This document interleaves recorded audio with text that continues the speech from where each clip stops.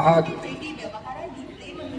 जागतिक महिला दिनाच्या सर्व माझ्या लाडक्या बहिणी आणि मातांना हार्दिक शुभेच्छा देतो।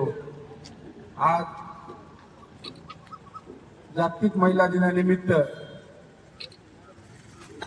आमच्या ताई बगडेताई, गौरीताई, सविताताई आणि आमच्या दादूताईने एक संकल्पना मांडली की आपण जागतिक महिला दिनानिमित्त आपण लोह्यामध्ये स्वच्छता मोहीम राबवू। आम्ही लगेच सर्व नगरसेवक सर्वांनी त्यांना होकार दिला आणि आज जागतिक महिला दिनानिमित्त लोह्यामध्ये स्वच्छता अभियान राबवायचं ठरवलं।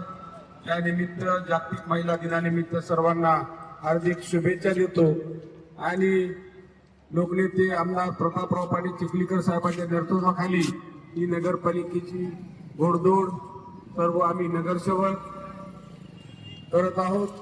त्या कार्यक्रमाला उपस्थित लोहा नगरीचे उपनगराध्यक्ष करीम शेख, नगरसेवक हरिभाऊ चव्हाण, ज्येष्ठ नगरसेवक केशवरावजी मोकदम, गटनेते भास्कर पाटील पवार, राजेश बोडके, तुकाराम दाणे, DM पवार सर, तुकारामजी उजनेकर सावकार, केतन किल्लारे, भारतराव जंगले, गंगाधर मामा महाबळे, सर्वच ज्येष्ठ मंडळी उपस्थित आहेत। संजय मालक मक्तेदार, खरं म्हणतात ना, आपण नेहमी म्हणतो की नारी शक्ती फार मोठी शक्ती आहे। ज्यांच्या पाठीमागे उभा आहे त्यांचं खरंच एक मोठं यश प्राप्त होतं असं म्हणतात। लोहा नगरपालिकेच्या निवडणुकीमध्ये नारी शक्ती आमच्या पाठीमागे उभं होती। त्याचप्रमाणे छत्रपती शिवाजी महाराजांच्या पाठीमाग जिजामातेंचा आशीर्वाद होता। अशा अनेक महान माताच्या मुळे या यश संपादन झालेलं आहे। आपण नेहमी म्हणतो की आपण एरी बोलत असताना